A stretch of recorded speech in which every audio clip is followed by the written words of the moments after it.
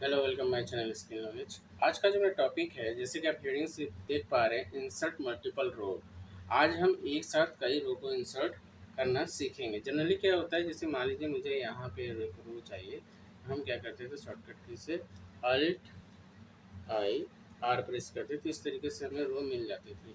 लेकिन आज हम कंट्रोल से और मल्टीपल रो कैसे मल्टीपल रो इंसर्ट करें, आज हम देखेंगे। जैसे मान लीजिए मुझे एक यहाँ पे चाहिए, ओके, और मैंने कंट्रोल बटन को होल्ड कर लिया, यहाँ भी चाहिए और यहाँ भी चाहिए और यहाँ भी चाहिए।